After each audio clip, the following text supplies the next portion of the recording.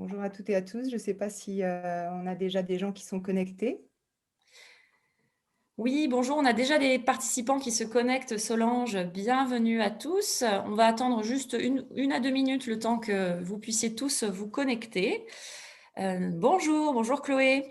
Oui, effectivement, vous avez accès à un petit chat dans lequel vous pouvez vous présenter et nous poser bien évidemment vos questions. Bonjour Agnès, bonjour Christelle.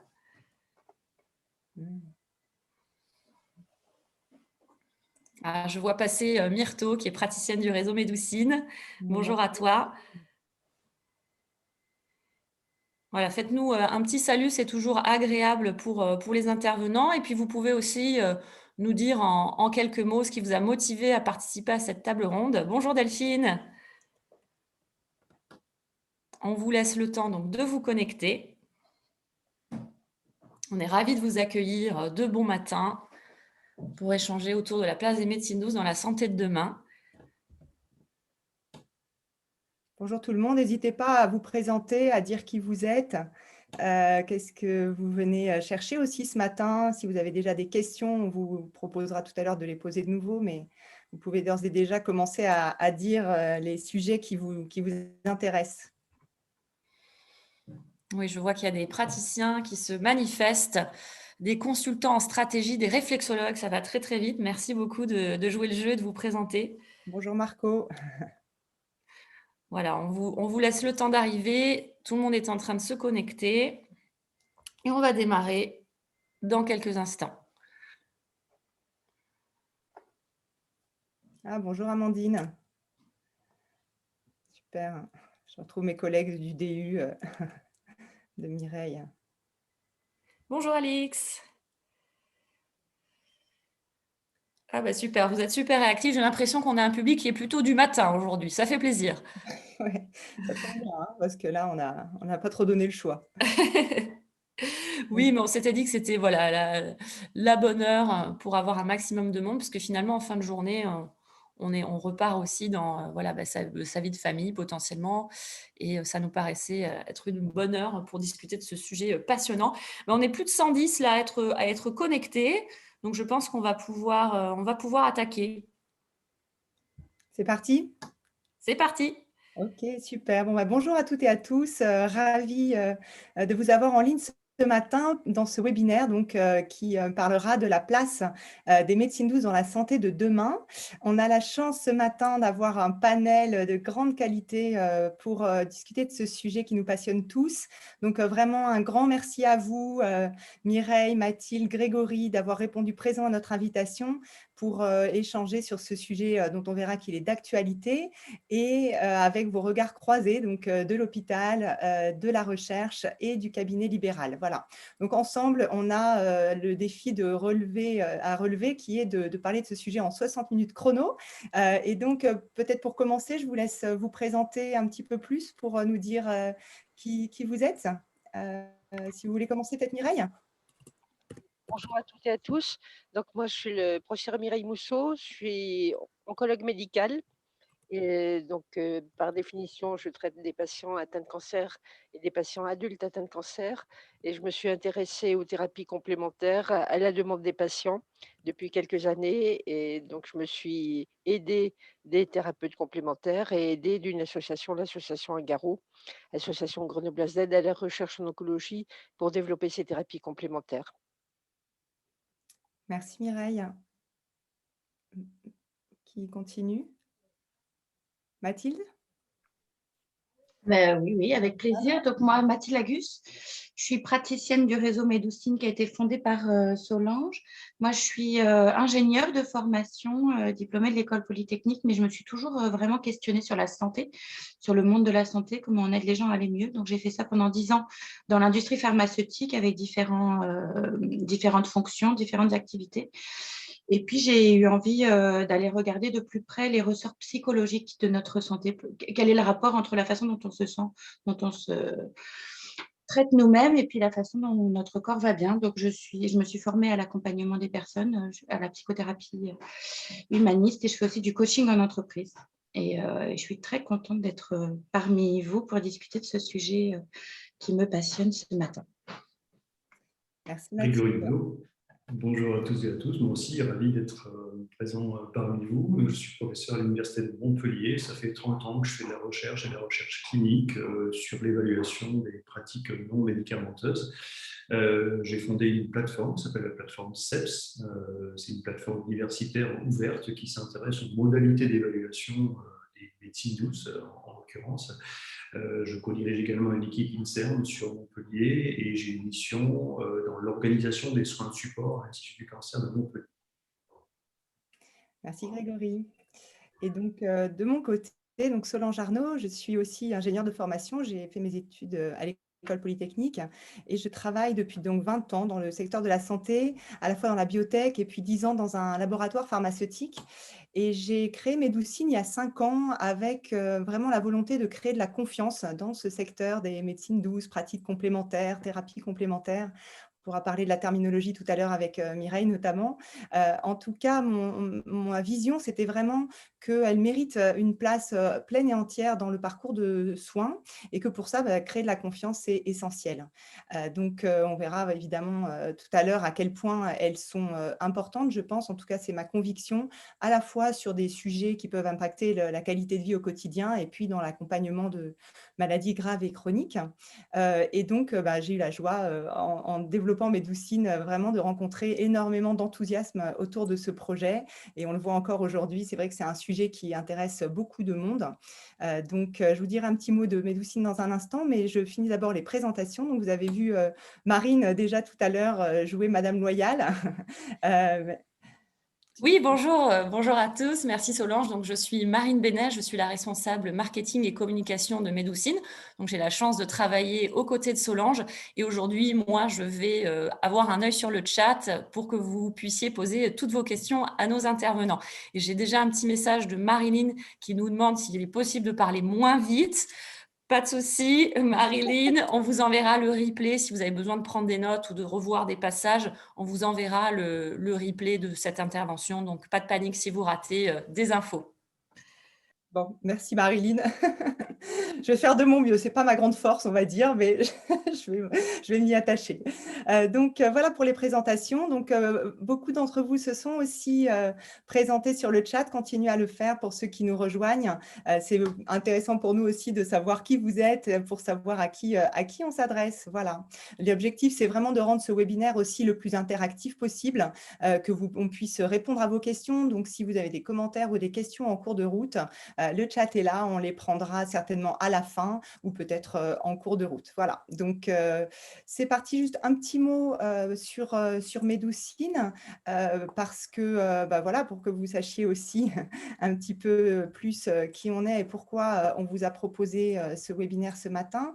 Donc, Médoucine, aujourd'hui, c'est un réseau de plus de 1000 thérapeutes sur toute la France qu'on a sélectionné sur différents critères. Donc, à la fois, on vérifie les diplômes, les formations pour être en ligne vraiment avec les meilleurs standards du marché, et puis des références professionnelles de personnes avec qui les thérapeutes ont travaillé et de personnes qui les ont consultées, et puis une charte éthique qui correspond aux standards du métier, on va dire, et notamment ce qui est important, c'est évidemment la complémentarité justement avec les pratiques, avec la médecine conventionnelle. Donc, ce sont des praticiens dans différents spécialités, qui sont les principales, sont notées ici, l'ostéopathie, l'hypnose, la naturopathie, la sophrologie, etc. Voilà. Puis la médecine traditionnelle chinoise.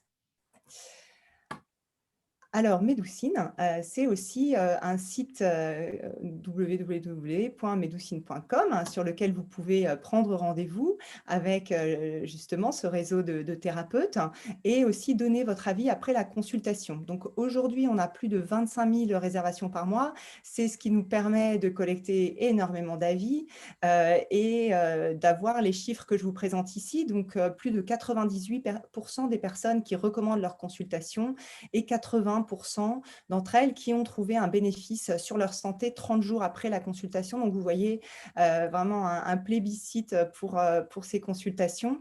Et puis, un petit mot quand même sur l'équipe qui soutient Médoucine. Aujourd'hui, on est 25 personnes vraiment très, très engagées, extrêmement enthousiastes. Donc, je remercie toute l'équipe ici sans qui rien de tout ça ne serait possible. Voilà. C'est terminé pour les présentations.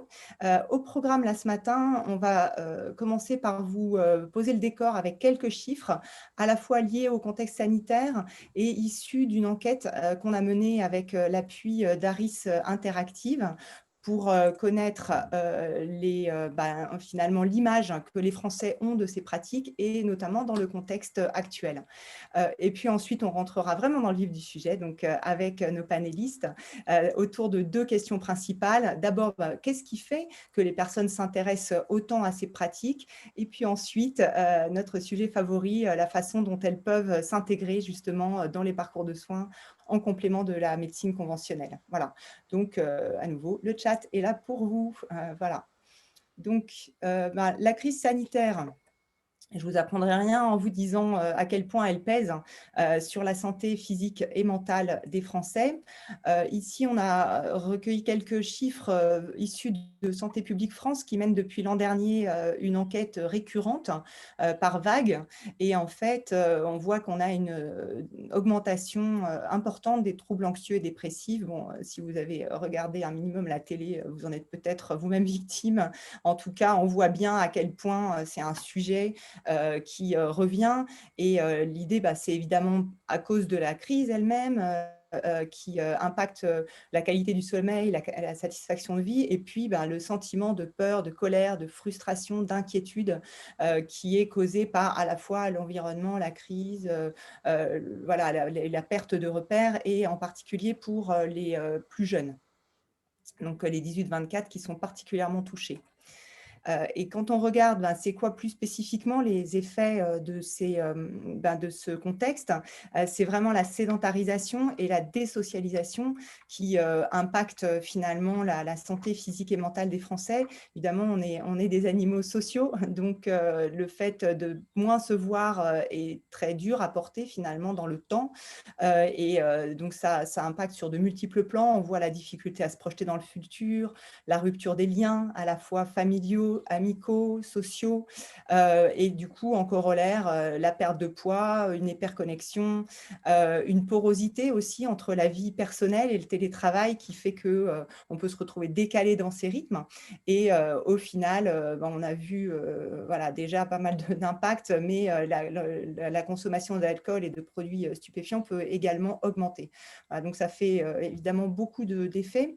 Et en fait, pourquoi on s'est senti concerné chez Médoucine, c'est qu'on voit que tous ces sujets-là, en fait, ne sont pas encore des maladies, mais typiquement des sujets sur lesquels les pratiques complémentaires, les médecines douces peuvent avoir vraiment un effet bénéfique très important. C'est vraiment typiquement sur ce genre de sujet qu'elles peuvent avoir un bon impact. Et donc, on s'est demandé si justement les Français le ressentaient et à quel point les pratiques, finalement, les médecines douces pouvaient bénéficier de cet état de crise. Et on a donc commandité en début d'année une enquête auprès de Toluna Start, qui est une société sœur de Harris Interactive, qui a donné des conseils méthodologiques pour la mettre en place, donc auprès de 1575 personnes représentatives de la société française. Et sur certains sujets, vous verrez, on peut le comparer aux années précédentes. Et puis, on a complété cette vision, on va dire, grand public des Français en général, par celle des thérapeutes qu'on a interrogés dans une enquête parallèle menée par nos soins. Voilà. Donc, c'est ces chiffres que je vais un petit peu vous dévoiler, à la fois au regard de ce que je viens de présenter et du contexte actuel, et puis de façon plus générale. Alors, d'abord, un petit mot pour dire que 78% des Français pensent que les médecines douces sont adaptées à cette situation, et notamment, ils voient bien l'importance ou l'intérêt qu'elles peuvent avoir pour le stress, la fatigue, la peur qui sont liées au contexte. Et effectivement, les praticiens nous confirment que les 2/3 de leurs consultations depuis un an sont focalisées sur le stress, qui englobe certainement de multiples réalités, mais qui recouvre bien l'actualité. Voilà. Sachant que c'est vrai que c'est aussi, dans tous les cas, un motif de consultation qui est très fréquent. On le voit, nous, dans nos consultations, mais qui est peut-être encore plus prégnant actuellement. Et puis, on leur a aussi demandé est-ce qu'ils pensent que les besoins de consultation peuvent s'intensifier dans cette période. Et effectivement, 28% des familiers des médecines douces nous disent qu'ils ont tendance à consulter plus dans le cadre de cette crise sanitaire. Et c'est encore plus le cas chez les femmes qui, de toute façon, je le redirai, mais sont particulièrement adeptes des médecines douces. Et dans tous les chiffres que l'on va vous présenter, elles sont toujours un petit peu plus représentées en réalité. Alors là, je vais vous donner quelques chiffres. On pourra peut-être, Marine, envoyer l'enquête plus complète après le webinaire. Oui, tout à fait. Ça a été déjà une question posée par la salle. On vous enverra la présentation et effectivement l'enquête complète où vous aurez tous les chiffres, tous les graphes. On vous enverra ça par mail cet après-midi. Ok, bah super. Donc, voilà, du coup, je vais vous présenter rapidement quelques chiffres, on va dire, qui nous ont paru les plus importants à partager ce matin. D'abord, l'image des médecines douces qui est en progression et qui est une image très, très positive puisque 85% des Français ont une bonne ou une très bonne image de ces pratiques. D'ailleurs, même parfois lorsqu'ils ne les connaissent pas très bien. Et cette image, elle peut varier selon les pratiques en fonction évidemment de celles qui connaissent le mieux, sachant que celles qui sont les plus connues, c'est l'ostéopathie, l'homéopathie, l'acupuncture et la diététique. Voilà, donc c'est celles qui ont la meilleure image, mais surtout du fait qu'elles sont plus connues. En 2019, on avait posé la question de combien de personnes trouvaient qu'ils avaient une mauvaise image des médecines douces, les détracteurs en quelque sorte. C'était 13% en 2019 et 8%, moins de 8% cette année. Donc, on voit que les détracteurs sont eux aussi en recul. Peut-être ont-ils fait l'expérience justement dans notre contexte de ces pratiques et ont eu le temps de revisiter leur image. Alors, je vous le disais, on a une très bonne image, mais aussi une bonne conviction sur l'utilité des médecines douces, puisque 9 Français sur 10 répondent oui tout à fait ou oui un peu à la question est-ce que vous pensez que ces pratiques sont utiles.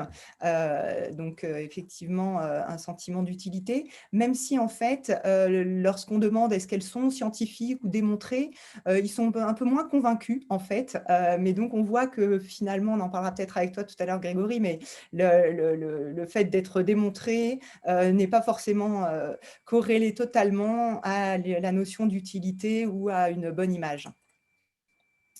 Et puis, sur le niveau d'information, donc qui nous tient à cœur évidemment chez Médoucine parce qu'on travaille beaucoup sur ce sujet, on voit que la moitié des Français à peu près se disent plutôt bien ou très bien informés sur les pratiques, avec une progression importante de ce chiffre également. Et puis ensuite, ce qui est intéressant ici, c'est qu'on leur a demandé qu'est-ce qui vous a amené à consulter et pour ceux qui l'ont fait. Et on voit que c'est d'abord le besoin, hein, donc parce que ça apporte du mieux-être sur le stress, le sommeil, etc. Souvent, c'est pour un problème plutôt ponctuel en fait, mais aussi pour le tiers d'entre eux pour des problèmes chroniques. Et puis, ce qui nous a paru intéressant dans le contexte de notre webinaire de ce matin, c'est que 25% d'entre eux sont venus sur recommandation de leur médecin. Donc, on voit qu'il y a quand même de plus en plus aussi une intégration, on va dire, dans le parcours médical et des médecins qui peuvent recommander ces pratiques. Alors, encore quelques chiffres qui montrent à quel point les Français sont moteurs finalement dans le développement des médecines douces. C'est ce qu'on vit aussi chez Médoucine. 87% en moyenne nous disent qu'elles sont amenées à se développer de plus en plus. Et puis, on a parlé déjà de leur utilité et de leur efficacité. Et en fait, ce qui est intéressant, quand on regarde les utilisateurs, d'abord, les femmes, je vous l'ai dit, sont plus utilisatrices que les hommes. Elles sont près de 80%, alors que les hommes, c'est un petit peu moins de 70%. Et quand on regarde qui a déjà consulté ou a l'intention de consulter, en fait, 56% des Français ont déjà consulté et 18% des Français envisagent de consulter. Voilà, donc d'où les 74%. Mais on voit que ces 18%, du coup, représenteraient une hausse très significative de l'usage si cette intention intervention se concrétise. Et effectivement, on a posé la question aussi depuis combien de temps utilisez-vous ces pratiques, et on a vu que en fait, pour la moitié d'entre eux, ils les utilisent depuis moins de 5 ans. Donc, on voit quelque part un doublement de l'usage dans les 5 dernières années, ce qui confirme effectivement cette tendance de fond sur l'utilisation et la bonne image des pratiques. Voilà. Donc, je suis désolée, j'ai peut-être parlé un peu vite, mais on verra justement le replay et les diapositives.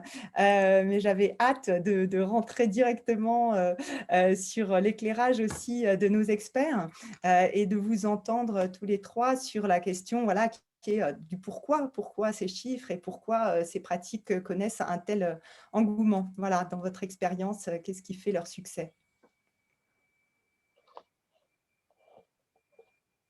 Alors Solange, peut-être juste avant que nos experts répondent, on peut peut-être enlever le partage d'écran, ainsi on aura nos visages, voilà, Merci. plus visibles. Merci pour ce rappel.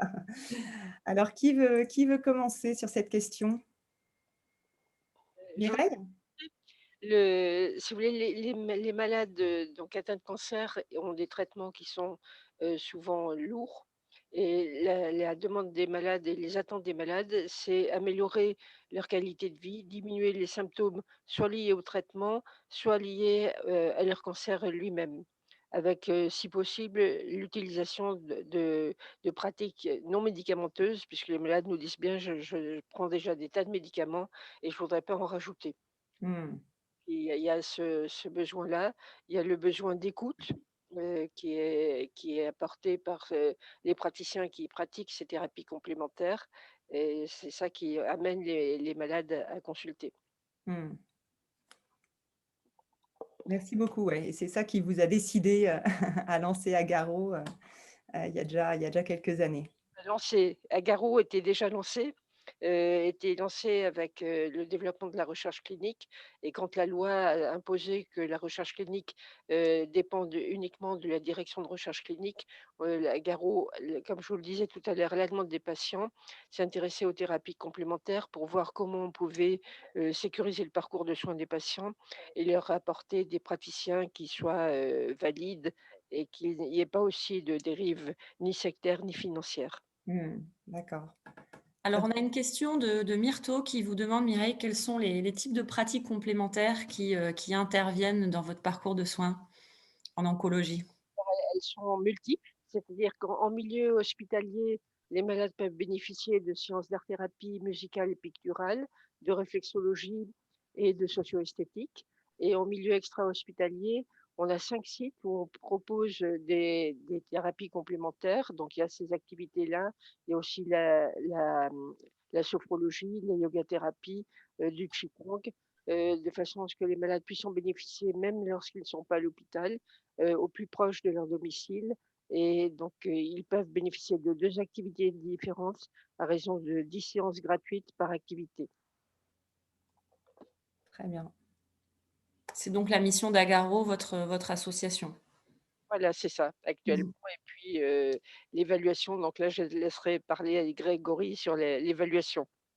Et de façon un peu empirique, quels sont les retours des personnes que vous accompagnez à la fois en milieu hospitalier et avec Agaro sur les impacts de ces pratiques?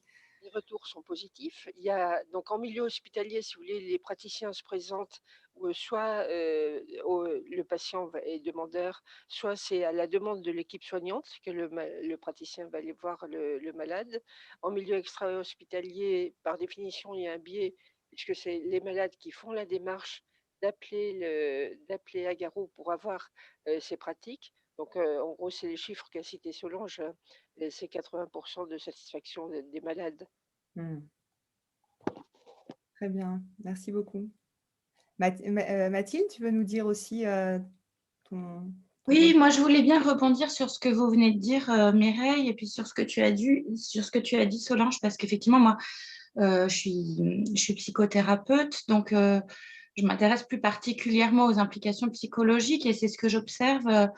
Il y a beaucoup de détresse psychologique en ce moment, beaucoup de stress, les gens viennent pour ça, entre autres choses. Et je trouve qu'on est globalement dans cette société bousculée dans la relation, et en particulier en cette période de crise sanitaire où on est privé du lien, on est privé de la qualité du lien, les choses sont réduites à quelque chose de très utilitaire. Donc, les pratiques complémentaires, je pense, viennent vraiment nourrir un besoin de relations guérissantes, de relations avec de la qualité, d'écoute, avec de la qualité de lien, avec de l'entraide, du soutien. Et puis, ce que tu disais aussi sur le fait de prendre les devants sur sa santé, c'est-à-dire qu'on va aller voir un médecin quand il y a déjà quelque chose qui dysfonctionne, et je pense qu'on va consulter en médecine douce avant, quand on sent qu'il y a quelque chose qui dysfonctionne pas encore, mais qui pourrait se mettre à dysfonctionner. Et c'est une manière aussi de reprendre le pouvoir. Moi, je travaille pas du tout en oncologie, mais je suppose que c'est très important quand on a une maladie qui peut être très inquiétante, comme un cancer, sur laquelle on n'a pas de prise en tant que citoyen lambda, de se dire qu'est-ce que moi je peux faire en tant que personne pour me prendre en charge, pour m'accompagner mieux.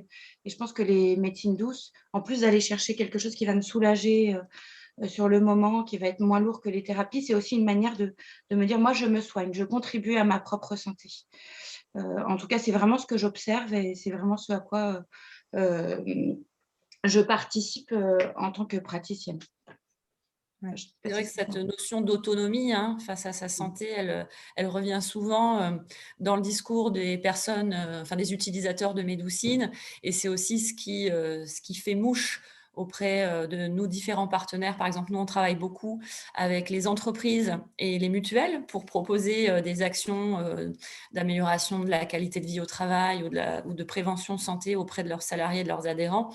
Et les directeurs des ressources humaines ou les directeurs de programme au sein des mutuelles recherchent vraiment cette notion d'autonomie. C'est-à-dire qu'ils veulent vraiment donner des clés pour qu'ensuite les personnes puissent prendre soin d'eux de façon individuelle et autonome. Donc ça rejoint complètement ce que tu dis, Mathilde. On l'observe aussi de notre côté. Oui, et pour rebondir sur ce que tu dis, puisque moi aussi je travaille avec les entreprises, ce que j'observe en entreprise, c'est que les gens ne sont pas forcément demandeurs de ça a priori parce qu'il y a une espèce de quête de productivité, on a des agendas qui débordent, on n'a pas assez de temps pour nos familles, etc. Mais quand on arrive à faire entrer ça dans une journée, etc., les gens sont très étonnés du bien que ça leur apporte et sont désireux de recommencer et de s'approprier ces démarches-là. Donc, c'est vrai qu'il n'y a pas forcément… a priori, c'est moins utile que de répondre de diminuer ma quantité d'emails en attendant ma liste ou je ne sais quoi. Et puis finalement, on s'aperçoit que ça apporte quelque chose de bénéfique. Mais c'est vrai que quand l'employeur fait la démarche d'offrir ça aux salariés, je trouve qu'il y a toujours beaucoup de valeur ajoutée. Oui, c'est quelque part, ça permet de passer le pas, en fait. C'est ça qu'on voit, c'est le test, finalement, parce que c'est aussi comme ça qu'on peut en éprouver les bienfaits, quoi. Parce que, on va peut-être le voir avec toi, Grégory, mais souvent, la force de la preuve n'est pas très élevée, mais finalement, c'est l'expérience qui tient lieu de preuve pour les personnes qui ont testé les pratiques et qui en ont vu ce qu'elles pouvaient en retirer, quoi. Oui, j'ai envie de citer une phrase d'un professeur de l'Académie de médecine qui s'appelle Daniel Loisens, qui disait que la médecine n'a jamais été aussi efficace. Et paradoxalement, jamais les médecins, les soignants et les patients n'ont été aussi insatisfaits. Je crois qu'il y a un changement de société qui a amené au siècle dernier, je veux dire presque au millénaire dernier, à penser qu'un traitement permet de guérir toutes les maladies ou chaque pathologie. Et on se rend compte que finalement, la médecine est devenue extrêmement techniciste, très organique, et a laissé tomber l'être humain vivant dans un contexte particulier, avec ses choix, ses préférences.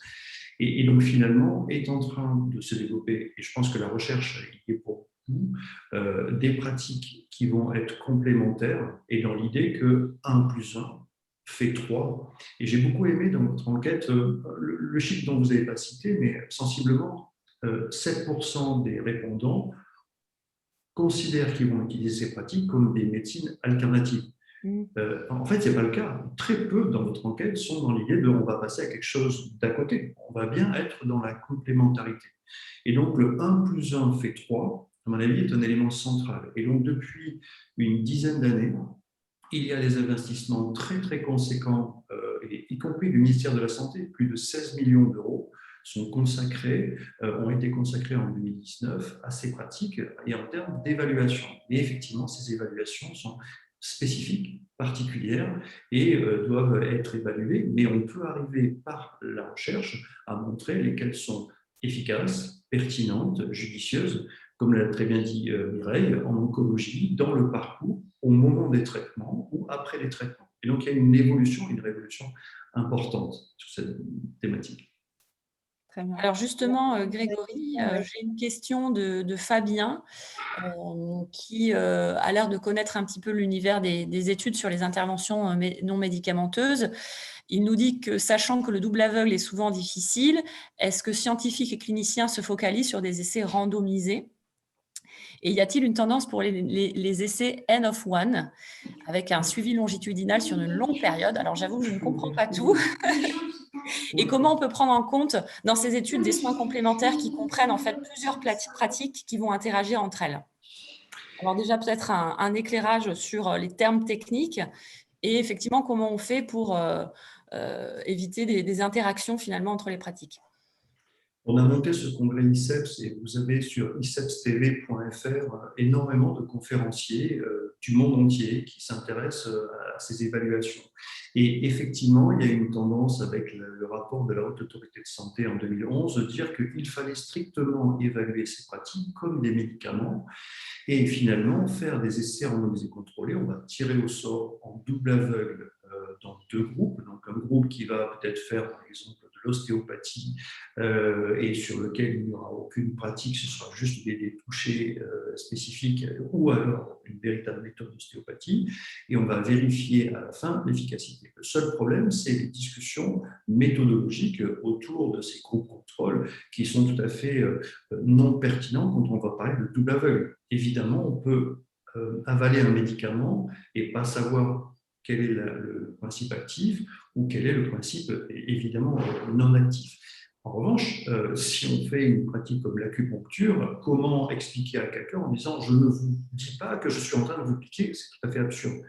Donc, c'est la raison pour laquelle, avec Bruno Falissard et avec d'autres, on a lancé l'idée il faut faire évoluer la méthodologie pour arriver concrètement à des évaluations qui soient rigoureuses et dont on arrive après à faire des recommandations en termes de pertinence, en termes d'usage, en termes de sécurité. Et donc, c'est bien l'aventure des interventions non médicamenteuses depuis une dizaine d'années qui est en train d'évoluer de façon significative. Et il y a des méthodologies qui existent. C'est-à-dire qu'il peut y avoir à la fois des méthodes autour des cohortes, des essais cliniques sur lesquels on peut arriver à avoir de la donnée. Et ce qui est assez curieux, c'est qu'on s'est rendu compte que PubMed, en particulier, qui était la source d'informations essentielles, donc c'est une base de données qui est américaine et sur laquelle on est censé aller voir les publications qui existent. Et on s'est rendu compte que finalement, PubMed ne montre pas toutes les revues scientifiques, notamment en oncologie, sur lesquelles il y a des études de qualité dans le monde. Voilà. Et donc, tout l'enjeu est de pouvoir avoir une information meilleure pour que, à la fin, les cliniciens, les praticiens, mais aussi potentiellement demain aussi les décideurs et les personnes qui seraient censées aussi rembourser ces pratiques le fassent en toute connaissance de cause parce qu'il y a beaucoup d'études. Et les études augmentent de façon très significative et on voit vraiment une activité très très forte de plein de collègues en France et dans le monde et en Europe. Je pense que cette révolution-là, elle est importante pour effectivement dire on ne parle pas de charlatanisme, on n'est pas là pour parler de choses délirantes, on parle bien de solutions qui vont amener des impacts significatifs, Mireille l'a dit, sur la qualité de vie, sur des symptômes associés parfois à des traitements lorsqu'on est en oncologie, mais aussi, et donc c'est un autre point important, sur la prévention. Je pense qu'il y a un enjeu important. La France a été très, très, très en retard sur les pratiques de prévention. On a plutôt été dans une logique de cure, en gros de penser le cure et le curatif, sans penser toute la prévention. Et tout l'enjeu, c'est cette réforme profonde qui est en cours, et j'espère que la Covid va permettre une transformation, de dire qu'il y a aussi des prises en charge, il y a aussi des accompagnements à avoir en matière de prévention. Et donc là, les interventions non médicamenteuses vont avoir un rôle essentiel dans ces pratiques-là. Et donc on voit arriver, effectivement, comme vous le dites, aux symptômes annonciateurs des interventions qui vont avoir des efficacités significatives. Merci Grégory. On a Alors, une question peut-être aussi là justement sur l'adhésion du patient au traitement que je trouve intéressante avec est-ce qu'on a des données qui montrent l'impact des médecines douces dans cette contribution du patient à sa santé, à sa guérison. Je pense que c'est aussi justement la recherche sur ces sujets-là qui a permis de faire changer le point de vue, hein, je crois, sur ces pratiques. Est-ce que tu veux nous en dire un petit mot? Oui, effectivement. Les données classiques disent qu'un patient sur deux prend correctement son traitement.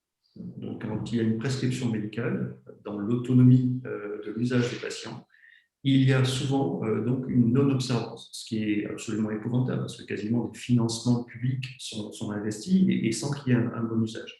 Et donc, les programmes d'éducation thérapeutique qui ont été développés, mais aussi des adhérents et des usagers de médecine douce, il y a des données qui montrent qu'en effet, il va y avoir en fait une implication supplémentaire. Donc, en gros, une part de disparition de messages de je suis un patient passif, mais je suis bien un acteur.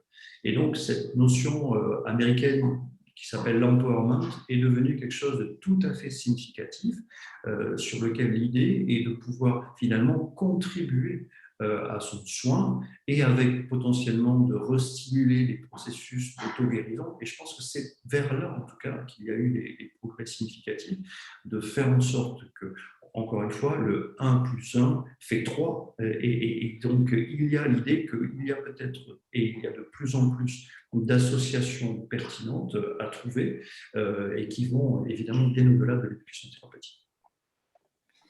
merci Grégory. Alors, on a plusieurs questions au niveau des sources, en fait. Où est-ce qu'on peut trouver ces études? Est-ce qu'il y a des plateformes qui agrègent les études que vous mentionnez? La bonne personne à qui poser la question. Tout à fait. Alors, l'accès à l'information est actuellement, surtout, arrêtez de regarder les médias, déjà, vraiment, arrêtez de regarder des médias qui ont souvent une position très à charge ou très à décharge. Et il est clair que là, il y a des difficultés très, très fortes et on sent plutôt un traitement inadapté de journalistes qui ont vraiment une position assez particulière. Et arrêtez aussi de regarder les réseaux sociaux. Je pense qu'il y a là beaucoup de délires importants. Donc, la première source aujourd'hui d'accès à ces pratiques, il n'y a pas de base unique pour l'instant sur ces pratiques. Clairement, on va dire qu'il y a des secteurs spécifiques sur l'activité physique, sur les thérapies manuelles et autres, donc il n'y a pas de métabase de données. La seule qui existe côté recherche s'appelle Nutrial. Vous pouvez y aller, donc on l'a montée avec un financement du contrat de plan État-région et par la région Occitanie, s'appelle nutrial.fr et vous allez retrouver des essais cliniques comparant des pratiques. Voilà. Mais c'est vrai que ce n'est pas très accessible pour les professionnels. Donc, il peut exister également des sociétés qui font ça, comme Cadia Research, par exemple, a une base de données spécifique sur laquelle vous pouvez aller les interroger. Mais il est clair qu'aujourd'hui, PubMed est une source intéressante, mais pas suffisante. Et après, de l'autre côté, vous avez Google Scholar, mais sur lequel c'est tellement large que vous n'arrivez pas à retrouver véritablement les informations. Donc, c'est en train de manquer, et c'est la raison pour laquelle on essaye de pousser notamment le ministère à ouvrir une structure qui permettrait d'avoir ces thématiques. Et donc, concrètement, pour celles et ceux qui sont intéressés par les publications sur le cancer, vous avez inmcancer.fr et où là, on a fait un recensement exhaustif des publications évaluant les interventions médicamenteuses. Donc, inmcancer.fr. Et là, vous avez, voilà. Mais pour aller plus loin, il est bien clair qu'on a besoin d'avoir en gros une bibliothèque des INM et elle n'existe pas encore. Très bien, merci Grégory. On a aussi en commentaire plusieurs participants qui nous donnent différentes sources. On vous compilera tout ça, puis on vous mettra également les liens dans le mail de suivi qu'on va vous envoyer cet après-midi. On a des questions encore aussi pour vous, Mireille. Quid de l'hypnose et de la méditation de pleine conscience en oncologie? Est-ce que ce sont des pratiques que vous utilisez? Alors, pour ce qui est de l'hypnose, oui, on l'utilise. On a récemment un médecin retraité qui a intégré l'équipe et qui fait l'hypnose aux malades hospitalisés. On a aussi de l'hypnose au sein de l'association qui est proposée aux patients. La méditation, on s'y est pas encore mis, mais ça a certainement un intérêt dans la réduction du stress. Et Et il y du avait une question, pardon, tout à l'heure, justement sur la complémentarité des pratiques entre elles. Est-ce que c'est quelque chose que vous voyez aussi? C'est-à-dire, est-ce que les patients qui bénéficient d'une pratique en essayent d'autres ou est-ce qu'ils choisissent vraiment une pratique en particulier? Parce qu'il y avait une question un peu corollaire qui est comment on fait pour choisir finalement la bonne pratique? Alors c'est fonction en fait de la demande des patients. L'objectif du patient pour sa prise en charge. On va l'orienter par exemple sur l'hypnose si c'est une question de stress tout particulièrement, ou plutôt vers la réflexologie quand les malades ont des neuropathies liées à la chimiothérapie, ou plutôt le magnétiseur lorsqu'ils ont des radiodermites liées à la radiothérapie. Donc c'est vraiment en fonction de la demande des patients. D'accord. Et du coup, ils bénéficient d'une pratique ou d'un panel, entre guillemets, de pratiques? Un panel de pratiques, mais si vous voulez, pour des raisons de d'encombrement, on va dire, on est obligé de se limiter à 2 pratiques différentes, Ah heu, oui, d'accord. parce que sinon, tous les malades ne pourraient pas en bénéficier. D'accord. Peut-être sur cette question de la complémentarité des pratiques, Mathilde, je ne sais pas si toi tu vois ça aussi chez les personnes qui viennent te voir, de pouvoir utiliser différents recours quelque part? Oui, oui, oui, bien sûr. Euh, Quand tu m'as sollicité, enfin quand vous m'avez sollicité pour participer à cette table ronde, j'ai dit mais je me sens pas complètement représentative des praticiens de médecine parce qu'il y en a qui adressent le corps beaucoup plus directement que moi. Moi, a priori, je touche pas les gens, enfin très rarement. Et en même temps, à travers le rapport que les gens entretiennent avec eux-mêmes, on travaille sans arrêt aussi sur leur santé et sur leur corps indirectement. Mais c'est très complémentaire, c'est-à-dire que les gens qui viennent me voir ont en général des consultations beaucoup plus somatiques, soit de la naturopathie, soit de l'ostéopathie ou de la chiropraxie. Enfin, et c'est des gens qui vont avoir une curiosité et qui vont chercher beaucoup. Moi, c'est ce que j'observe, les gens cherchent des réponses. Il y a des inconforts qui sont toujours sous le seuil de détection de la maladie, c'est-à-dire il y a un truc qui ne va pas, je vais voir le médecin, mon médecin me dit tout va bien. C'est à la fois une bonne nouvelle, puisque je n'ai pas une maladie grave, et une mauvaise nouvelle parce que je ne sais pas ce que j'ai, on me dit que c'est dans ma tête, c'est-à-dire que je suis fou, et ça conduit les gens à augmenter la détresse, l'anxiété, le dénigrement de soi, etc. Donc, c'est vrai que les gens vont chercher et moi, j'observe beaucoup de complémentarité. J'utilise par exemple le FT qui, pour le coup, fait l'objet d'un niveau de preuve plutôt important pour ce type de pratique et qui a une efficacité remarquable sur l'anxiété. Mais je trouve que ce sont des pratiques très complémentaires. Après, comment choisir? Faut choisir ce qui nous fait du bien. Je crois qu'il est important dans ce domaine-là de revenir à la subjectivité. Moi, j'ai une histoire très scientifique. Je suis très touchée par ce que vous dites et par l'importance de faire des preuves avec une grande validité scientifique. C'est là d'où je viens. Et en même temps, je crois que pour ce qui touche à notre santé, on est dans l'intime et c'est important de se donner le droit à notre subjectivité et de dire, je vais voir tel praticien parce que je me sens en confiance, parce que quand je sors de là, je me sens mieux. Ce qu'on fait en EFT, on fait il y avait une question, j'ai vu dans le chat, qui disait, on ne peut pas évaluer le niveau émotionnel. Alors en EFT, on fait ça tout le temps. On demande aux gens, voilà, sur une échelle de 0 à 10, là, votre boule dans le ventre, quand vous pensez à cet événement douloureux, c'est combien? Alors, c'est de la science, c'est pas de la science, et pour autant, c'est hyper utile. On utilise ça tout le temps dans les hôpitaux, ça s'appelle l'échelle analogique d'évaluation de la douleur. Et au début de la séance, on a un niveau d'anxiété de 8, auto-évalué par la personne, et à la fin de la séance, on est à 6. Bah, c'est énorme comme gain. Donc, ce qui est important, c'est de se dire, pour répondre à ta question, Solange, qu'est-ce qui me fait du bien? Est-ce que j'ai envie d'être touchée? Est-ce que j'ai envie d'être écoutée? Est-ce que j'ai envie d'avoir 2 personnes qui vont faire les 2, etc. Et puis après avoir vu quelqu'un, est-ce que je me suis sentie soutenue, encouragée? Est-ce que j'ai l'impression de ressortir de là mieux outillée pour me prendre en charge? Mathilde, on a des questions sur l'EFT. Les gens se demandent ce que c'est. Est-ce que Ah oui, tu peux pardon. expliquer rapidement ta pratique? Oui, bien sûr. L'EFT, Emotional Freedom Technique, c'est une technique qui a été beaucoup développée d'abord aux États-Unis et qui arrive en France ces 10 dernières années, on va dire, qui consiste à aller stimuler des points d'acupuncture. On appelle ça de l'acupression. C'est des points qui sont faciles d'accès. que je suis en train de vous montrer. Donc, voilà, et qui sont des points qui sont liés à la circulation des émotions. Pour simplifier, on a remarqué, enfin voilà, vous avez tous remarqué qu'on a des émotions qui stagnent. On aimerait ne pas ressentir ça, mais on ressent comme ça. Ou des idées qui peuvent tourner en boucle. Le confinement a beaucoup généré ça, du stress ou des choses, des trucs qui tournent en boucle dans notre tête. Et avec le l'EFT, on va mettre ça en circulation. Donc, c'est basé sur la médecine traditionnelle chinoise. Je ne vais pas vous faire la théorie, mais c'est vrai qu'on a observé une efficacité avec des essais randomisés, justement, qui est complémentaire à celle de l'EMDR pour la gestion des traumas, notamment, pour les personnes qui ont des traumas de guerre, hein, les vétérans qui ont fait la guerre d'Afghanistan aux États-Unis.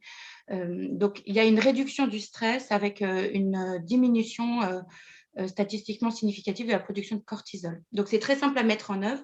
Et ce que j'aime dans cette pratique aussi, c'est que je peux la transmettre aux gens qui viennent me voir. C'est-à-dire qu'au bout de quelques séances, les gens sont autonomes et peuvent le mettre en œuvre pour eux-mêmes. Moi, je l'utilise beaucoup pour moi, clairement.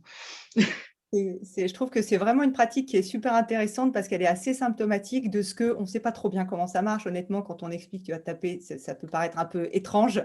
Et en même temps, pour le coup, sur les résultats, il y a eu vraiment de très belles démonstrations d'efficacité. Donc, c'est assez exemplaire de ces pratiques. Donc, on ne sait pas vraiment bien comment ça fonctionne, mais en tout cas, le résultat peut être là, quoi. Et c'est ça que j'apprécie dans ces démarches de médecine douce, c'est le côté pragmatique. C'est-à-dire que, OK, peut-être je vais continuer à chercher pendant 10 ans, 20 ans, 50 ans comment ça marche, mais la vérité, c'est qu'aujourd'hui, ce que j'observe, c'est que c'est utile et je n'ai pas envie de m'en priver sous peut-être que je ne sais pas pourquoi ça marche. Oui, tout à fait. Une attitude assez pragmatique, en fait.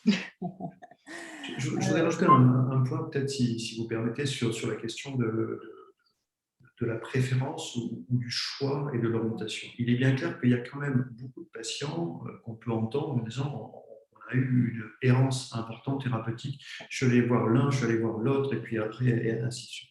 Je pense qu'il ne faudrait pas finir peut-être pour les personnes qui assistent et les participants à cette réunion à dire que seule la relation soigne.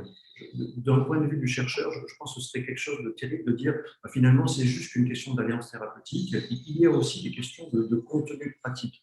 Et Mathilde l'a dit, mais je pense qu'il y a des contenus, ce que nous on appelle des interventions médicamenteuses, ou des méthodes qui vont être meilleures pour tel ou tel aspect et tel ou tel problème de santé à résoudre, et que tout l'enjeu est effectivement d'arriver à un tri du grain et de livrer pour avoir des pratiques qui soient directement plus en réponse aux problèmes de santé posés. Et aujourd'hui, quand même, il faut bien constater que lorsqu'on va voir un médecin généraliste, pour l'instant, l'information sur la prescription de ces pratiques, elle est relativement faible. Il ne le note jamais dans son dossier, il n'y a aucune traçabilité dans les dossiers médicaux, et je crois qu'il y a beaucoup de progrès à faire, soit avant la consultation du médecin ou pendant la consultation du médecin, pour avoir une information meilleure. Et j'espère que Médoucine va contribuer à finalement commencer à orienter, plutôt que d'avoir des errances importantes. On a relevé, nous, plus de 16 000 pratiques.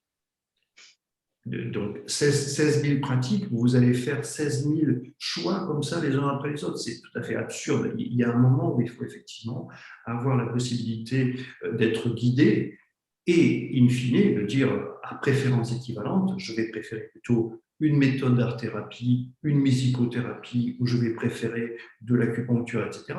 Mais sur lequel, quand même, il me semble que pour faciliter cette difficulté qu'on peut avoir sur Internet, on va vous dire, la dernière fois, c'était, vous avez peut-être vu, le massage du visage avec des serpents. Superbe méthode qui permet de réduire le stress. Mais où on va? Et je pense qu'il y a un moment où il faut aussi un petit peu de cadrage pour permettre de ne pas faire fausse route au moment où les patients en ont vraiment besoin. Oui, merci Grégory pour cet éclairage. Et bien justement, c'est un très bon enchaînement pour la question suivante.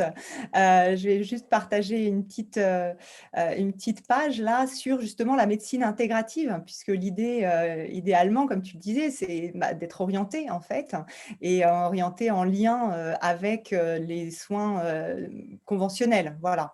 Donc, juste un petit mot de définition. La médecine intégrative, qu'est-ce que c'est? C'est cette vision justement de la santé qu'on défend chez Médoucine, médecine avec vraiment un recours simultané à la médecine conventionnelle et aux pratiques complémentaires dans le cadre d'un parcours de soins coordonnés avec cette approche holistique de la personne dont on a déjà beaucoup parlé ce matin, hein, qui permet justement d'avoir finalement les meilleurs résultats en prenant le meilleur du soin conventionnel et en l'accompagnant avec les pratiques adaptées à chaque personne, avec une démarche vraiment personnalisée qui permet de prendre en compte la personne dans tous ses aspects. Voilà. Et donc, tout l'enjeu, c'est un peu ce que tu disais, Grégory, c'est comment aujourd'hui on peut envisager cette complémentarité, comment la médecine conventionnelle peut orienter éventuellement vers les bonnes pratiques complémentaires et quels sont peut-être les freins aussi aujourd'hui à cette intégration telle que vous la voyez. Je ne sais pas vous, quand vous échangez avec votre écosystème, Mireille, peut-être avec vos collègues, etc., quelles sont les difficultés auxquelles vous pouvez être confrontés pour justement que cette orientation se fasse au mieux? La difficulté, c'est d'arriver à convaincre les collègues de l'intérêt de ces thérapies complémentaires, justement en complémentarité avec les traitements traditionnels. Il est bien évidemment pas question d'arrêter les traitements conventionnels. Comme le disait Grégory, il y a des progrès médicaux qui sont majeurs et il faut que les malades puissent en bénéficier. Mais effectivement, les malades ont besoin d'autre chose, c'est-à-dire ils veulent leur traitement conventionnel, mais ils veulent aussi une prise en charge plus globale. Donc, il faut les aider à avoir cette prise en charge plus globale. Et la question qu'on a un petit peu abordée, mais c'est le problème du remboursement. Mmh. Tout On à est- fait, on a des questions à ce sujet, ouais, la prise en charge financière, évidemment. Et comment justement, donc vous avez résolu le problème, entre guillemets, en le faisant dans le cadre d'une association, c'est ça? Nous, on le fait dans le cadre d'une association. Donc, l'association, si vous voulez, finance les praticiens qui interviennent sur l'hôpital. Donc l'hôpital nous dit: «C'est très bien ce que vous faites, mais nous, on ne peut pas financer. On a besoin de financer des infirmières, des aides-soignantes, donc on ne peut pas vous aider sur ce plan-là» et au niveau de l'association, on a la chance d'avoir des praticiens qui, donnent de leur temps, sous la forme d'un bénévolat, pour, les malades. Voilà, donc Ouais, c'est vrai que c'est pas vraiment un modèle pérenne, quoi. c'est pas un modèle pérenne, mais malgré tout, si vous voulez, on a actuellement 30 praticiens bénévoles qui interviennent. Ça existe maintenant depuis plus de 10 ans. Donc même si certains praticiens arrêtent parce que le bénévolat, ce n'est parfois qu'un temps, Mmh. et si vous voulez, c'est un cercle vertueux qui s'est établi. Ouais. Oui, oui, c'est vraiment chouette de voir que vous avez pu, effectivement tenir cette structure dans la durée, ouais. Et vous disiez, je crois que vous avez aussi, vous répondez à un appel d'offres pour, cette fois l'intégrer pleinement au sein de l'hôpital? Oui, alors ça, c'est un de mes collègues qui est kinésithérapeute qui a répondu à un appel d'offres de l'INCa, justement pour essayer d'évaluer au mieux l'impact clinique et l'impact financier de ces thérapies complémentaires dans le parcours de soins. Mmh. D'accord. Je veux bien intervenir sur le sujet parce que c'est un sujet qui nous préoccupe à la plateforme CEPS et je vous encouragerai à aller voir la vidéo de Michel Noguès qui est ancien directeur adjoint de la CARSAT Languedoc-Roussillon et Laurence Fontenelle qui est directrice adjointe d'un hôpital dans le sud et où les modèles de financement existent déjà mais ne sont pas sollicités, plein. Aussi bien par l'assurance maladie que par les complémentaires santé, simplement parce qu'on n'est pas au courant. Et je crois qu'il y a beaucoup d'efforts à faire pour être plus au clair sur ce qu'on propose. Et ensuite, il y a tous les modèles complémentaires, ça veut dire des complémentaires jusqu'à l'économie sociale et solidaire, jusqu'à le crowdfunding, jusqu'à ce qu'évoque Mireille sur des structures aussi péri-hospitalières qui peuvent également récupérer des fonds. Il y a des possibilités financières tout à fait importantes. Je vous enverrai le lien de cette conférence. Elle dure 30 minutes, elle est ouverte. Et vous la retrouvez sur icepstv.fr en disant que les financements existent en fait. Et souvent, on ne les sollicite pas. Tout l'enjeu après, et là, peut-être que le message ne va pas plaire à tout le monde, mais je pense qu'il faut différencier ce qui va relever d'une activité culturelle, strictement culturelle, sociale, et sur lequel regarder un film à la télé ou une série à la télé peut être quelque chose de très plaisant. Mais est-ce qu'on relève là d'un domaine du soin? Est-ce que l'art est une thérapeutique? La réponse est non. Par contre, lorsqu'il y a un traitement particulier pour en faire de l'art-thérapie ou de la musicothérapie, alors il s'agit bien d'une intervention non médicamenteuse. Et c'est vrai que ce rapport ténu est délicat. Et ce qui va relever de la culture ne sera potentiellement pas remboursé, ne doit ou devrait potentiellement ne pas être remboursé dans la logique de soigner quelqu'un ou de prévenir la santé. En revanche, si on est bien dans la partie où on va amener un bénéfice santé significatif, alors il faut qu'on agisse tous. Et c'est la raison pour laquelle, pour celles et ceux qui sont intéressés, appeldemontpellier.fr, on a sollicité les décideurs français et européens pour dire qu'il faut absolument bouger sur le sujet, parce qu'il y a plein de pays très en avance sur ce remboursement des médecines douces. Donc, il n'y a pas de raison qu'on n'y arrive pas. Oui, effectivement, ouais, c'est vrai que ça peut être pas évident de s'y retrouver. C'est toujours les challenges de l'administration. Mais j'ai discuté comme ça avec une ostéopathe dont les consultations ont été remboursées par la sécurité sociale ou je ne sais quoi, et même dans une pratique un peu plus culturelle peut-être, en tout cas peut-être pas culturelle, mais beaucoup moins institutionnalisée, on va dire, que l'ostéopathie. Et le patient qui est venu pour la voir tenait à payer, mais n'en avait absolument pas les moyens. Et donc, c'est lui qui est allé chercher le remboursement. Donc, c'est vrai que ça existe, mais c'est un peu un challenge, quoi. Et peut-être pour rebondir sur ce que disait Mireille, c'est pas toujours facile de convaincre les collègues de l'efficacité non plus de ces pratiques et de leur intérêt.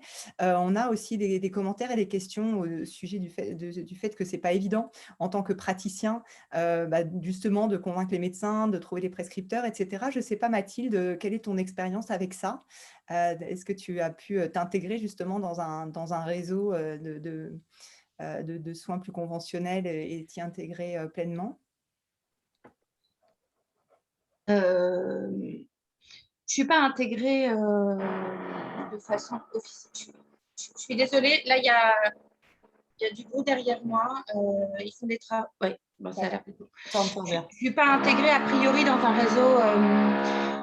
En tant que praticienne, moi, je vois les gens régulièrement, en fait. Donc, mon cabinet, il est plein avec un petit nombre, avec une petite cohorte de patients. C'est-à-dire que je ne peux pas prendre plus qu'une trentaine de personnes. Après, voilà, comme je les vois toutes les semaines ou tous les 15 jours ou pour certains une fois par mois.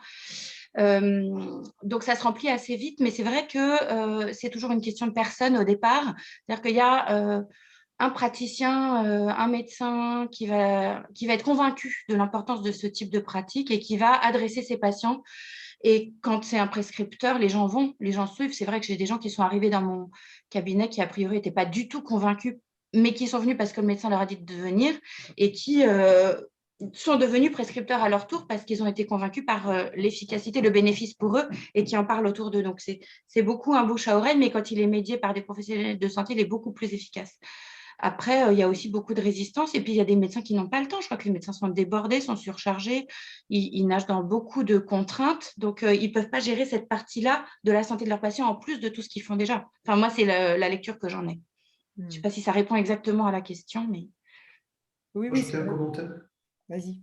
Juste pour dire que le Collège universitaire des médecines intégratives et complémentaires, le CUMIC, vient de faire passer dans la réforme des études médicales de deuxième cycle l'obligation pour tout médecin d'avoir 20 heures de cours sur les interventions non médicamenteuses. C'est tout nouveau. Et ça participe, même si ce n'est qu'une sensibilisation aux pratiques, mais on sent quand même qu'il y a une évolution tout à fait significative. Et le CUMIC a été un acteur essentiel sur la thématique. Oui, c'est sûr que même si 20 heures, c'est court, ça permet déjà de légitimer l'approche et d'en faire quelque chose qui a pignon sur rue vis-à-vis du corps médical. Et après, ceux qui voudront en savoir plus pourront creuser, quoi. Ouais, très bien. Et je vois qu'il y a des questions aussi au sujet de l'information, l'orientation et du rôle de Médoucine. Donc, je vais peut-être rebondir là-dessus pour dire que oui, on fait chez Médoucine énormément de travail d'information auprès du grand public. Donc, on a toute une liste en fait de pratiques qui sont répertoriées, d'études aussi sur à quoi sert quelle pratique, avec la difficulté parfois de la bibliographie qu'on a évoquée tout à l'heure avec Grégory, qui n'est pas toujours évidente à faire. Mais en tout cas, oui, on s'attache à donner une information de qualité et justement vraiment qui soit assise sur les données de la science lorsqu'elles existent. Et on a un moteur de recherche aussi qui permet de chercher par problématique. Mais c'est vrai que ce n'est pas super évident. Parce que lorsqu'on va dire, par exemple, je gérais mon stress, on va avoir toute une liste de propositions qui vont être faites et dans lesquelles, en fait, notre idée, c'est aussi dans le sens de la confiance dont on parlait tout à l'heure et de la transparence, finalement, donner aux personnes le maximum d'infos possibles pour qu'elles puissent choisir en connaissance de cause les pratiques qui leur semblent les plus adaptées à leurs besoins. Hein. Comme le disait Mathilde tout à l'heure, c'est vrai qu'il y a quand même ce sujet de comment moi j'ai envie d'interagir ou d'être pris en charge, puisque là, sur le site, on n'a pas une prise en charge personne à personne. On s'assied sur la technologie en fait pour permettre d'orienter au mieux les personnes. Mais c'est vrai que c'est un sujet sur lequel on travaille en permanence et d'ailleurs sur lequel on réfléchit. On échange avec Grégory aussi là-dessus pour savoir justement comment on pourrait améliorer cette orientation.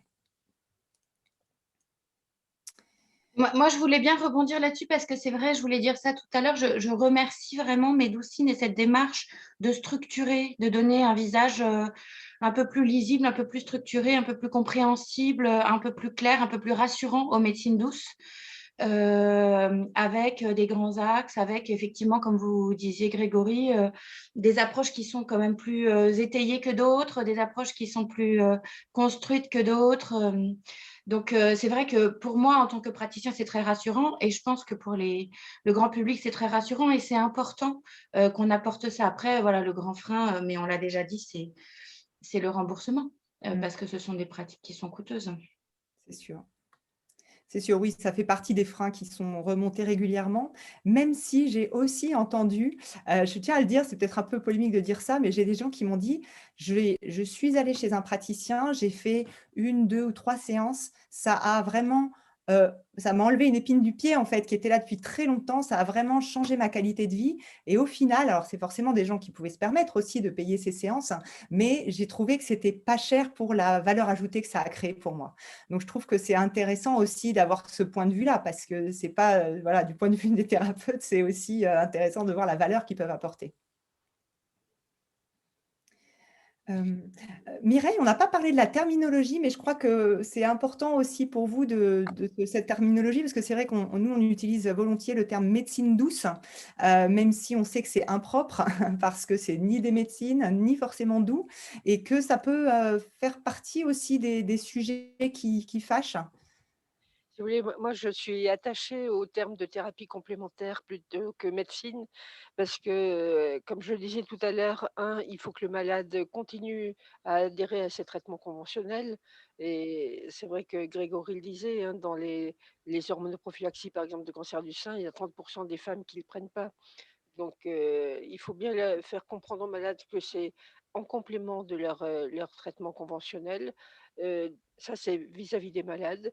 Je pense que vis-à-vis de nos collègues et vis-à-vis des autorités, bien faire comprendre qu'on n'est pas là pour faire la promotion d'une médecine alternative, mais bien là pour prendre en compte la prise en charge d'une cancérologie intégrative ou une médecine intégrative associée au parcours de soins du patient. Et tout ce que vous avez dit me semble très important, c'est-à-dire la notion d'autonomie, apprendre au patient à s'automasser, par exemple, ça sera utile pour lui. Et puis le rendre acteur de ses soins, ce qui est primordial, parce que là, du coup, il a une participation active à ses soins et il va mieux adhérer à son traitement et il va mieux suivre, si vous voulez, la médecine traditionnelle.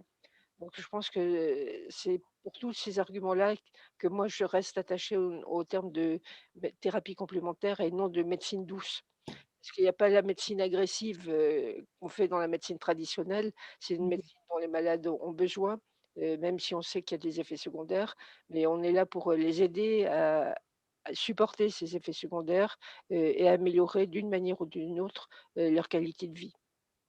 Mmh. Merci, c'est vrai que c'est important de le rappeler, ouais, et que du coup, on se retrouve vraiment dans une synergie en fait entre les pratiques.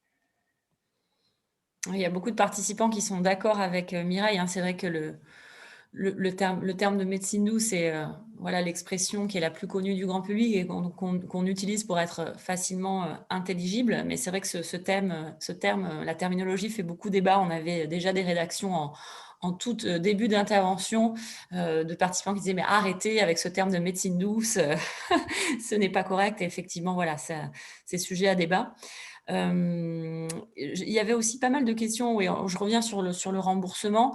C'est vrai que, bon, je ne pense pas que la sécurité sociale soit prête encore à rembourser. En revanche, il y a des choses qui se passent du côté des mutuelles. Il y avait pas mal de questions là-dessus. Certaines mutuelles, alors l'offre n'est pas forcément très lisible facilement. Il y a beaucoup d'offres différentes, de contrats différents. Il s'agit en fait de façon individuelle d'aller regarder dans son contrat qu'est-ce qui est potentiellement pris en charge. Et nous, ce qu'on constate de notre point de vue chez Mesosin, c'est que les mentalités sont vraiment en train d'évoluer du côté des mutuelles et que généralement, elles fonctionnent avec une enveloppe annuelle et que le portefeuille des pratiques, si je puis dire, est en train de s'ouvrir progressivement. Et nous, on a l'habitude de collaborer avec eux et de plus en plus, on est de plus en plus sollicités sur des questions d'orientation. C'est vraiment ce qui revient le plus souvent, c'est-à-dire que les mutuelles ont besoin d'avoir un partenaire comme Medousine pour proposer à leurs adhérents une information claire, dans laquelle les gens puissent avoir confiance et puis un réseau de praticiens compétents vers qui les orienter. Ces partenariats n'incluent pas la logique de remboursement, pas encore, mais en tout cas, les choses sont en train de bouger petit à petit. On est un peu considéré finalement comme un réseau de soins sur lesquels les mutuelles peuvent s'appuyer pour orienter leurs adhérents. Voilà, j'espère répondre aux différentes questions qu'on a eues à ce sujet. Ouais, moi, je veux bien réagir là-dessus, juste pour dire une petite chose, parce que effectivement, ça m'intéresserait. Enfin, je pense que ça fait partie des recherches qui sont en cours, mais de creuser la question médico-économique. En tout cas, moi, ce que j'observe à l'échelle de mon cabinet, par exemple, avec la crise sanitaire, ça a été très clair. Le niveau d'anxiété très important qui a été généré par le confinement, par la surcharge médiatique, par la peur, par l'incompréhension, par l'incertitude, par plein de choses, ça met les gens dans une situation de détresse, y compris somatique, et ça les rend plus vulnérables à la maladie. Parce que finalement, ce qui va nous protéger, c'est toujours notre immunité. Et quand on fait de l'EFT, quand on fait baisser le niveau de stress, moi, j'ai des gens qui sont arrivés, qui avaient par ailleurs un état de santé avec ce qu'on appelle des comorbidités, c'est-à-dire déjà des pathologies préexistantes et qui étaient inquiets, je vais avoir le Covid, etc., qui étaient dans un état de panique totale. En faisant quelques séances de réduction du stress, ces personnes ont récupéré un niveau de morale vachement bien mieux, beaucoup plus de tranquillité. Ils ont fini, j'en ai qui ont eu le Covid et finalement ils sont passés une semaine au lit, ça n'a pas été agréable, mais il n'y a pas eu d'aggravation. Et je suis sûre que le fait d'avoir réduit le stress, ça a aidé leur corps à mieux combattre la maladie. Donc je pense que d'un point de vue médico-économique pour les mutuelles, il y a un intérêt à rembourser des médecines qui vont être préventives pour éviter que la personne tombe dans une pathologie qui va être forcément plus coûteuse, engendrer des soins plus lourds et plus compliqués. Mais tout à fait, mais même pour la sécurité sociale, hein, c'est vrai qu'on se dit… Alors, le calcul est difficile à faire, mais se dire, OK, bon, j'investis sur la prévention et potentiellement sur les pratiques complémentaires. Et derrière, je réduis les coûts liés aux maladies chroniques, aux maladies inflammatoires, etc. Mais bon, ça, c'est… Je ne sais pas, Grégory, s'il y a des chercheurs médicaux, santé économique qui réfléchissent à ces questions-là. Bien sûr, et à la Haute Autorité de Santé et un certain nombre d'équipes. Moi, je voulais citer là l'expérimentation qui est tellement concluante sur la psychothérapie pour les personnes qui ont des dépressions. L'assurance maladie avait lancé une expérimentation sur 3 sites en France et elle est tellement concluante avec une thérapie cognitivo-comportementale que le remboursement va suivre de l'assurance maladie. On n'est même pas en train de parler de complémentaire santé. Je ne sais pas si vous avez lu le décret qui est sorti en mars dernier sur l'accompagnement des patients complexes. L'accompagnement des patients complexes va entraîner des remboursements sécurité sociale de pratiques et de pratiques complémentaires. Vous avez peut-être entendu le 20 décembre dernier également, dans la cancérologie, un remboursement de programmes d'activité physique adaptée, de soins psychologiques et également de diététiciens l'année qui suit les traitement du cancer. Et dans les centres hospitaliers, il y a une dotation de l'assurance maladie sur lequel, Mireille l'a très bien dit, elle peut tout à fait accueillir dans l'hôpital. Et c'est ce que nous, on fait. On va inaugurer un plateau à l'Institut du cancer de Montpellier au mois de mai prochain, sur lequel il y aura des praticiens, il y aura des pratiques de yoga, il y aura des pratiques qui se mettent en place. C'est fait déjà côté assurance maladie, contrairement à ce qu'on peut dire. Et la partie complémentaire santé, c'est extrêmement large en fait, parce qu'on va parler de la prévoyance, et pas que de la mutuelle, on va parler de la prévoyance. AG2R a lancé un projet remarquable sur l'après-cancer, sur lequel tous leurs adhérents ont des interventions non médicamenteuses remboursées. Donc, je crois que c'est le sens de l'avenir. Il faut effectivement donner des règles, donner des cadres, donner une question de probité également des professionnels comme le fait Médoucine. Mais à partir de là, de toute façon, c'est le sens de l'avenir et ces constructions vont se faire. Mais comme d'habitude, hélas, et mon grand regret, c'est que quand on regarde la littérature, on voit que pour l'instant, c'est les plus privilégiés et les plus riches qui bénéficient de ces pratiques. Tout l'enjeu qu'on doit avoir, c'est de se rassembler, entre guillemets, pour peser sur une décision publique et que les mutuelles se mettent un petit peu en ordre de bataille. Je crois que c'est ce qu'ils sont en train de faire. Et certaines sont en train vraiment de changer de fusil d'épaule et en disant c'était juste un produit d'appel pour se piquer des adhérents. Je vais rembourser 5 séances d'ostéopathie par an ou autre. Et aujourd'hui, on va rentrer dans quelque chose de beaucoup plus rationnel et beaucoup plus serein et en confiance. Je pense que c'est ça qui va changer. Super, bah c'est vraiment une touche positive pour terminer. Peut-être un dernier mot. Est-ce qu'il y a un modèle à l'étranger qui pourrait être intéressant sur cette logique de santé intégrative et dont on pourrait s'inspirer? Si la question m'est posée, vous pouvez regarder quelques-uns des ouvrages sur le sujet. Donc, effectivement, il y a des pays qui sont plus en avance, comme la Suisse, l'Allemagne, les USA et le Japon. Mais la Covid nous a hélas montré qu'on a beau imaginer un système copier-coller, ça ne marche pas. Donc, on a, je crois, à faire beaucoup d'efforts en France pour peut-être arriver à peser de façon très, très correcte sur les décideurs pour faire avancer la cause. Je vous encourage à aller voir l'appel de Montpellier sur le sujet. Merci Grégory. Peut-être une dernière question quand même pour Mireille, parce que c'est un sujet qui est proche de notre cœur chez Médoucine, et j'ai vu passer une question là-dessus, de comment on sélectionne les praticiens, etc. Et Mireille, vous disiez tout à l'heure que ça faisait partie vraiment de votre démarche de sécuriser le parcours en faisant appel aux bonnes personnes. Est-ce que vous pouvez nous dire un petit peu justement, est-ce que c'est une difficulté ou pas finalement de trouver des praticiens fiables? Il faut être, je veux dire, prudent et rigoureux. C'est-à-dire que nous, si vous voulez, dans le cadre de l'association Agaro, on rencontre tous les praticiens qui souhaitent intervenir. On vérifie leur formation quand il y en a une, la solidité de leur formation. On les fait s'exprimer sur les modalités pratiques qu'ils vont utiliser.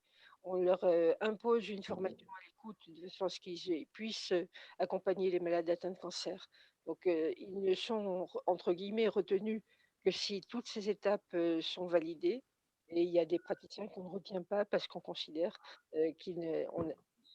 si au moins une étape n'est pas validée, le praticien n'est pas retenu. Ouais. Et bien sûr, dans le suivi de leur pratique et de la satisfaction des patients. Très bien. C'est vrai que c'est vraiment important. On le voit nous aussi tous les jours. Hein. Nous, du coup, on n'a pas une rencontre physique, mais on parle longuement avec chacun. Et c'est vrai que, ne serait-ce que sur la formation, quand même, on fait une grosse sélection en vérité, hein, parce que beaucoup de gens ne sont pas ou très peu formés, quoi.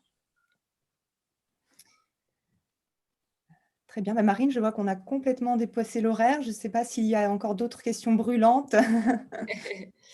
Non, on a balayé. Alors, malheureusement, il y a quelques questions auxquelles on n'aura pas pu répondre, mais là, il est déjà 10h15, donc on va vous libérer.